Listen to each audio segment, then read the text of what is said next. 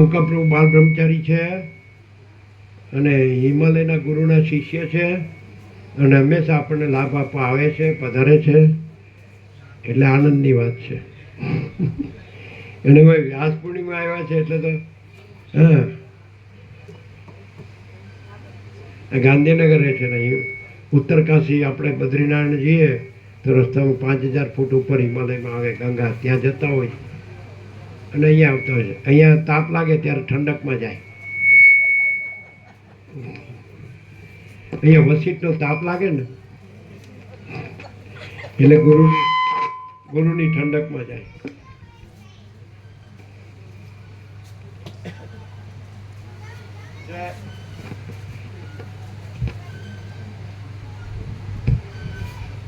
જય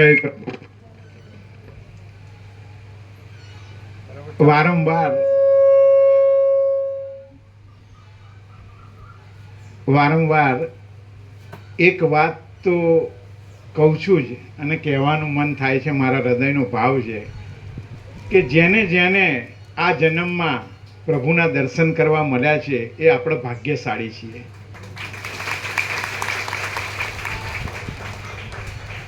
ખૂબ મોટું ક્ષેત્ર છે આધ્યાત્મનું અને કોઈ કમી નથી રાખી. એટલા ગુરુઓ છે, એટલા ઉપદેશકો છે, એટલા ફિલોસોફરો છે. પણ આપણે જોયું પ્રભુ બેઠા અને 1 કલાક બરોબર એમનો વાણીનો પ્રવાહ ચાલ્યો. એની અંદર અત્યંત સૂક્ષ્મ અને શુદ્ધ બુદ્ધિથી જો અવલોકન કરીએ ને તો કોઈ પણ જગ્યાએ ક્યાંય થોડું દ્વૈત નથી આવ્યું. માત્ર પરમાત્મા જે પ્રકાશી રહ્યા છે પરમાત્માનું જ વર્ણન. આજ નહીં, 50 વર્ષથી પ્રભુ જ્યારે પધાર્યા અને ત્યાંથી જે વાણી ચાલી, જ્યારે જ્યારે પ્રભુનું મુખ ખુલ્યું ત્યારે ત્યારે માત્ર ભગવાન ભગવાન ભગવાન ભગવાન ભગવાન. હુંય નહીં, તુંય નહીં ને તેય નહીં, કોઈ નહીં ને કંઈ નહીં. આવું શુદ્ધ જ્ઞાન અમે ઘણા ઉપનિષદો સાંભળ્યા, ભણ્યા, અભ્યાસ પણ કર્યો, પણ જે રિયલ આત્મા શું છે, રિયલ ભગવાન શું છે, રિયલ ઈશ્વર શું છે, એની અનુભૂતિ અંદરથી પ્રભુને સાંભળીને થઈ. પ્રભુનો એવો પ્રકાશ છે અને પ્રભુ પોતે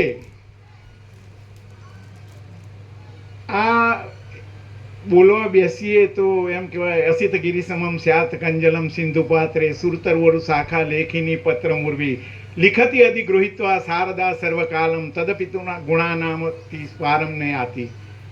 કદાચ આખી મહાસાગરોની સહી બનાવવામાં આવે, તમામ ઝાડવાઓની કલમ બનાવવામાં આવે અને સાક્ષાત સરસ્વતી લખવા બેસે તો પણ પાર ના આવી શકે એવા આપણે અત્યારે દર્શન કરી રહ્યા છીએ.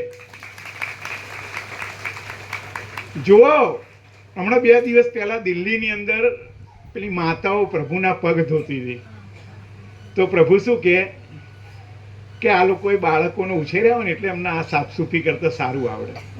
એમના માટે કોઈ ભાર, પ્રભુ માટે કંઈ નથી. પ્રભુના આપણે ભોજન કરતા જોઈએ, બોલતા જોઈએ, હરતા ફરતા જોઈએ, એ માત્ર પ્રકાશ છે, પરમ પ્રકાશ છે, પરમ આનંદ છે, પરમ શાંતિ છે. અને એના કારણે આપણે એ લાભ લઈ શકીએ છીએ. એ લાભ આપણને મળ્યો છે અને સાક્ષાત શિવ છે. આવું હજુ સુધી અમે કોઈ ગમે તેવા ગુરુને કે કોઈ મોટા સિદ્ધને અમે આવું કહેતા સાંભળ્યા નથી કે અમે પોતે જ પરમાત્મા છીએ. અને આપણને એવી અનુભૂતિ એ થાય છે. આપણે બધા જે અનુભવી રહ્યા છે એનું કારણ એ છે.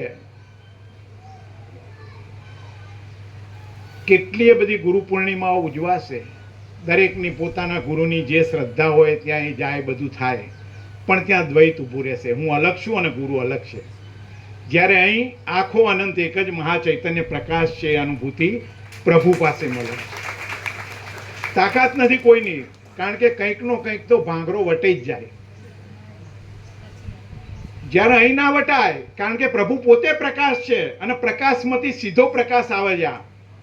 આ કોઈ શાસ્ત્રો નથી, આ કોઈ મતિ જ્ઞાન નથી, આ કોઈ ગુરુ જ્ઞાન નથી.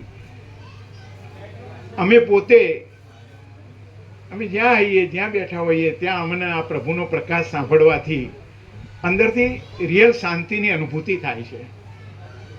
આપણે બધાને શું જોઈએ છે? એમ બુદ્ધે આટલું બધું ત્યાગી અને નીકળી ગયા. યશોધરા જેવી પત્ની ત્યાગી, રાહુલ જેવો પુત્ર ત્યાગ્યો, કપિલ વસ્તુ જેવું રાજ ત્યાગ્યો, અને કહ્યું શું કે દુઃખ છે, દુઃખનું કારણ છે, દુઃખનો ઉપાય છે, અને ઉપાય સંભવ છે. એ આ જ દુઃખ છે. કોને આપણને કોને દુઃખ કોને ગમે છે? કોઈને નથી ગમતું. બધા આપણે ઈચ્છીએ છીએ. જો આપણા ઘરની અંદર છોકરોને બહુ બાંધતા હોય ને તો કહીજો એટલે શાંતિ રાખો ને યાર, લો પૈસા લેવા લઈ જાઓ, શાંતિ રાખો. સાસુ બહુ બાંધતા કે શાંતિ રાખો ને યાર. શાંતિ શબ્દ એટલી બધી, આપણે કોકના ઘેર ઝઘડાનું સમાધાન કરવા જઈએ તો એવું કે એટલે એ શાંતિથી જીવન ભગવાને આટલું આલ્યું, શું કરો બાજો છે, બરોબર? આ શાંતિ એ બહુ મોટી જબરજસ્ત વસ્તુ, અને એનું મોટું સૂત્ર પ્રભુએ આલ્યું, શાંતિ હૈ સબ કુછ હૈ, શાંતિ નહીં તો કુછ નહીં. અને એ શાંતિ એ જ આ પરમ પ્રકાશ, એ શાંતિ એ જ આ પરમ જ્ઞાન, એ શાંતિ એ જ આ પરમાત્મા કહીએ, ઈશ્વર કહીએ, ભગવાન કહીએ, જે પ્રભુ જોડેથી આપણને અવિરત રીતે મળ્યા કરે છે.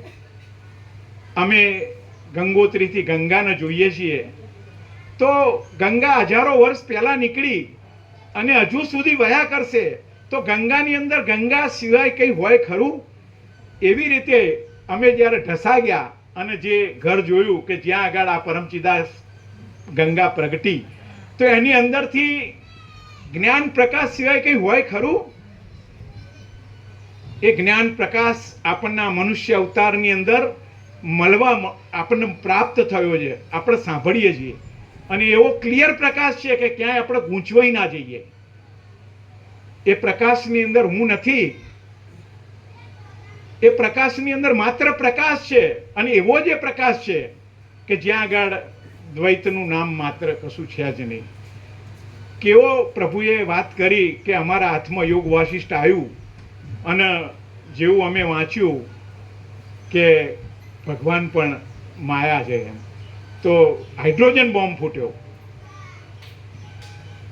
જીવ કલ્પના, જગત કલ્પના, ઓલ ઇઝ કલ્પના, અને પછી જે પ્રભુએ ભડાકો કર્યો, ગોડ ઇઝ કલ્પના. બધું જ કલ્પના છે એમ. અને જે પ્રકાશ છે એ સત્ય પ્રકાશ છે. આવો પ્રકાશ આપણને વારંવાર વારંવાર વારંવાર સાંભળવા મળે છે. કેટલી કરુણા છે કે પ્રભુ એક ક્ષણ કોઈ મળી જાય ને તો એક ક્ષણ માટે પ્રકાશ કર્યા વગર આપણને છોડતા નથી. કેમ? કારણ કે આપણું કલ્યાણ થાય. આપણને એવો વિશ્વાસ છે, આપણે એવો વિશ્વાસ ધરાવીએ છીએ કે છેલ્લે મને મારા રૂપિયા કામ આવશે, મારા સગા કામ આવશે, મારું મકાન કામ આવશે, મારી પ્રતિષ્ઠા કામ આવશે. આ બધું આપણો વિશ્વાસ છે. પ્રભુ એમ કહે છે કે તમને છેલ્લે આ જ્ઞાન જ કામ આવશે. આ જ્ઞાન જો અંદરથી સ્ફુરી ગયું, બોમ્બ ફૂટ્યો અને અંદરથી એમ થયું કે હું પોતે જ પરમ ચિદાકાશ, પરમ જ્યોતિ, અખંડ જ્યોતિ છું, તો એ આપણું અપાર કલ્યાણ છે. એટલે જેટલો આપણે લાભ લઈએ છીએ પ્રભુનો એ ઓછો છે. વ્યાપકની અંદર પણ પ્રભુ આ એમનો અવાજ આવે છે. એટલે આ ઘણીવાર પ્રભુ કહે છે કે સવાર સવારમાં સાંભળવા ક્યાં મળે એમ. તો ખરેખર આપણે જેટલો લાભ લઈએ અને જેટલો લાભ લેવડાવીએ, અમને તો ઘણીવાર એવું થાય છે કે આ 7 ખંડના 800 કરોડના આની જ જરૂર છે, બીજા કશાની જરૂર નથી. અને જુઓ, ગવર્મેન્ટે હમણાં 2-4 દિવસ યુટ્યુબ ઉપર જોતો હતો તો એની અંદર ભગવદ્ ગીતાના કોર્સની અંદર એન્ટર કરી અને કહ્યું કે પત્રો લખજો દરેક કલેક્ટરને કે આધ્યાત્મ જ્ઞાન મનુષ્યને સૌથી પહેલું જન્મીન તરફ પ્રભુ કે આત્મજ્ઞાન કરી લેવું જોઈએ. કારણ કે જ્યારે કોઈ પણ પ્રશ્ન, કોઈ પણ પ્રોબ્લેમ ઊભો થશે, મન અશાંત થશે, ત્યારે માત્ર આ જ્ઞાન જ એનો વિકલ્પ છે, બીજો કોઈ વિકલ્પ નથી. એટલે કહે છે ને, 2 ઘેટા ઝઘડશે તો બળવાન ઘેટું જીતી જશે. એની અંદર જો આ બળવાન હશે, આ આત્મ તત્વનું જ્ઞાન, આ પ્રકાશ આપણને બળવાન હશે તો એ મન માંકડાને હરાઈ દેશે. એટલે વારંવાર વારંવાર વારંવાર આપણને જે આ લાભ મળે છે, કેવો પ્રભુ લાભ આપે છે કે કરુણા, એકલી કરુણા છે એમ કે ભાઈ કોઈ જીવ એવો રહી ના જાય.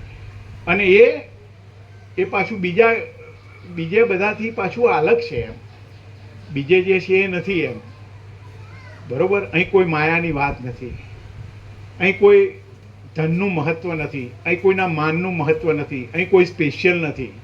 દુનિયાના પ્રભુ કે 5 બ્રહ્મ રાક્ષસો, બરોબર, એનું આ કામ નથી આ જ્ઞાનમાં. તો આપણે બધાને ખરેખર આ વશિષ્ઠ જ્ઞાન પ્રકાશ, પ્રભુએ આખી ઉપનિષદોની બ્રહ્મસૂત્રની બધીએ વાત કરી એમ, બરોબર. અને પછી કહ્યું એમ કે વશિષ્ઠ એની અંદર વિશેષ છે કે જ્યાં કોઈ પણ પ્રકારનું દ્વૈત નથી રહેતું અને શુદ્ધ પ્રકાશ છે ને એ પ્રકાશ સ્વરૂપ આપણે પોતે છીએ એમ. અને અત્યારે હાલ આપણને એમ લાગે કે આ બધા બેઠા છે, આ મંડપ છે, અહીં પ્રભુ બેઠા છે, આ છે, એવું બધું કશું નથી. અહીં માત્ર પ્રકાશ પ્રકાશી રહ્યો છે. અને એ આ એક વચનામૃતો જે પ્રભુના છે ને એ વાંચવાના. એકેય વચનામૃતની અંદર માત્ર પ્રકાશ સિવાય કશાના દર્શન થતા નથી, બરોબર. તો આ મને તો મારા જીવનની અંદર જે લાભ મળ્યો એમ શું, એટલે હકીકતમાં અમને તો એવું લાગે છે અમે કોઈ શાસ્ત્ર જોઈએ ને એના કરતાં જ્યારે પ્રભુ મુખ ખોલે છે ને અને પ્રભુ જ્યારે એક શબ્દ બોલે છે ને ત્યારે એ બહુ અનોખો હોય છે, એક જબરજસ્ત તાકાતવાળી વસ્તુ હોય છે એમ. તો ખરેખર આજે રિયલ વ્યાસ પૂર્ણિમા જેને કહેવાય, બરાબર, વેદ વ્યાસે જે હજારો ગ્રંથો લખી અને જે આપણને સમજાવવા માગતા હતા કે રિયલ આપણે શું છીએ એમ, આ બધું શું છે, આ બધું કોણ છે, શું છે, તો એ એકલો પ્રકાશ છે, અનંત પ્રકાશ છે, અનંત આનંદ છે, અનંત શાંતિ છે. એ હવે આપણા જોડે આત્મક તો બધા ગયા આપણા, એટલે આપણી જોડે જે સમય બચ્યો છે ને એ માત્ર આ પ્રકાશ લેવાય એટલું જ શક્તિ આપણા શરીરોમાં બચી છે એમ. એટલે આપણે વધુ ને વધુ આ પ્રકાશનો લાભ લઈએ છીએ, લેતા રહીએ, બરાબર. ખરેખર પ્રભુ આપણને દર્શન કરે છે, બરાબર. ત્યાં કોઈ દેહ નથી એમ, એ માત્ર પ્રકાશ છે, સાક્ષાત શિવ સ્વરૂપ કહીએ છીએ, ઈશ્વર કહીએ, ભગવાન કહીએ, એ જ છે. એ કોઈ વ્યક્તિ નથી. એટલે એક કહે છે પ્રભુ, એક અસ્તિત્વ વ્યક્તિત્વ વગરનું, કેન્દ્ર વિનાનું અનંત, એ જ છે. અને એ ભગવાનને કહીએ, આપો દ્રષ્ટિમાં તેજ અનોખું, સારી સૃષ્ટિને શિવરૂપ દેખું. ઓમ ઓમ ઓમ.